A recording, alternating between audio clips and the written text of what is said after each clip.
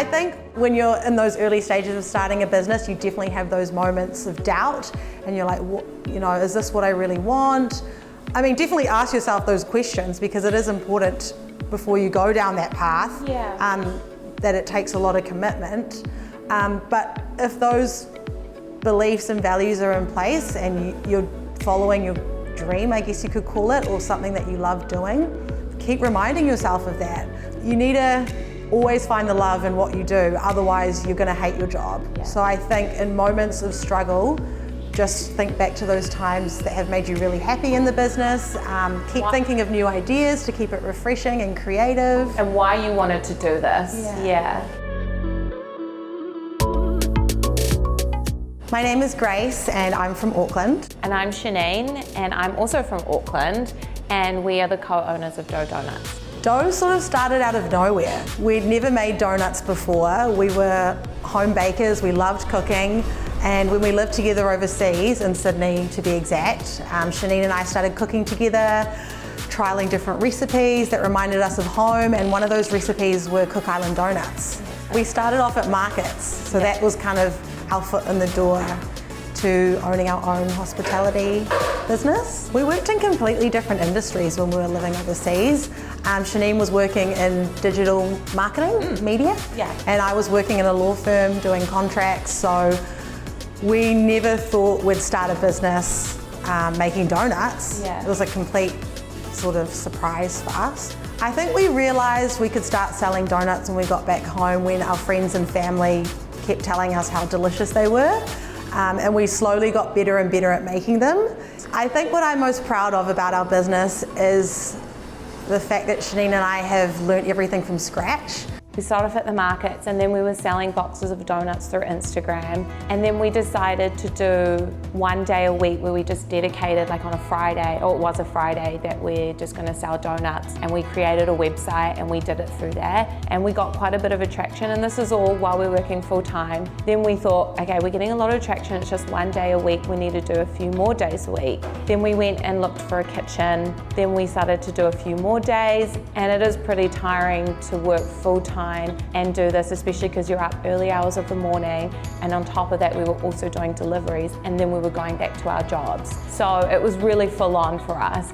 So then we needed to really think about whether or not we wanted to do this full time, leave our jobs, and that's where the decision came, where we decided to leave our job. When we made that transition from e-commerce to having a shop, it was during that lockdown period, so people of Auckland were sort of forced to order things online, so that kind of boosted our e-commerce a little bit more, and so we were like, yep, we're in a healthy position e-commerce wise, and we always know that a shop's going to be successful because people love that sort of spontaneity of being like, hey, I feel like a donut today, I'm just going to pop down to the store.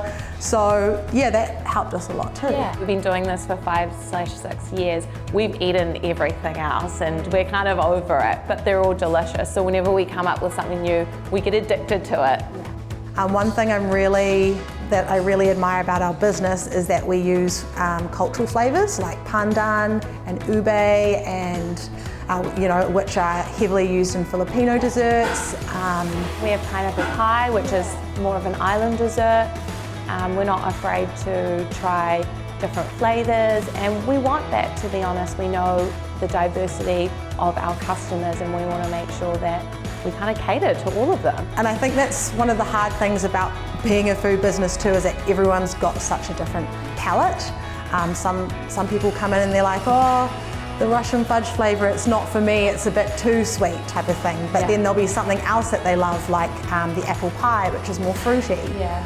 I also feel that our donuts are different from other businesses. It's because we aren't shy, or we love to actually do this, put toppings on toppings on toppings. I don't know if you see our donuts, but then we'll glaze them, we'll ganache them, then fill them, and then put like 10 other toppings on top, because we just want to give our customers everything. I don't know how to explain it, but it's like, we want them to like look good, taste good, have all the flavors. It's like a whole experience. When you unbox a box of donuts, you're like, oh my gosh, what are all those things on there? Yeah, it's not just filled and then that's it.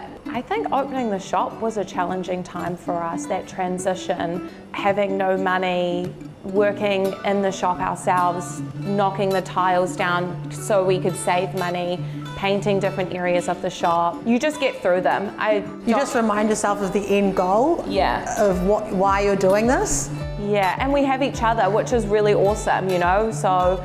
There were those moments like, why am I doing this? But then you change it to, why am I doing this again? Yeah. Like put a positive spin on it. Yeah, and then you know what the outcome was going to be, but when you're doing it all, it's really hard to get through it, but you know once it's done, it's going to be amazing. And having a business partner that you trust and know really well, like we're lucky that we're such good friends. We've been friends for 15 years.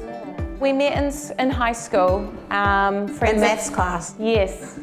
I don't think we did any maths, but yeah. Just jibber jabbing. Yeah. People always say don't go into business with friends and family, and I can see that honestly, but then also... People don't have friendships like ours. Yeah. Yeah, I just feel like we're really understanding people, and regardless of what we're going through, we're just very aware of that. I think we have a lot of awareness with that. And good communication skills, that have taken practice over the years, like in all aspects of our life. And we're still learning, like our relationship is still growing. It doesn't just end because we met in high school and we're still really good friends. We're still working on our relationship as friends. It's hard being a business owner and talking about growth because we want to sort of step outside of certain tasks like being in the kitchen as well, but I feel like we always need to have a little bit of a foot in there, so we have, I don't like to use the word control, but we can oversee the product that comes out.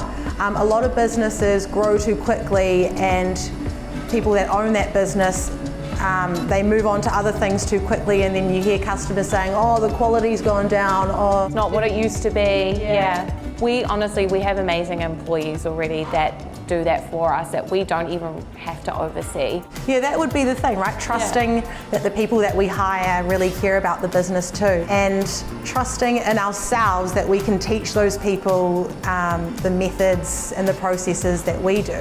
Yeah. My biggest tip would be, if you wanted to start a business, is try and reach out to as many business owners that you can. Just flick them a message, and if you can sit down with them, and if they're doing the same type of business that you are doing, sit down with them, talk to them, ask as many questions, because you'll actually be surprised at how many people want to actually help other people that are in the same business. People have reached out to us before, and we love it. Like, we want to help other people. If they want to make donuts, great, let's help. I'll let you know, because we know how much of a struggle it was, because we didn't essentially do this. Maybe we reached out to 1 or 2 people, but it was such a journey that I feel like if we could make it easier for other people, that would be awesome. And I think other business owners also feel that way. So if you could get free advice from people, honestly, do it. The big word is free. Free. Get as much as you can for free. You don't have to pay for it. Use your dad, brothers, uncles, if they're accountants. Do all of that. Yeah.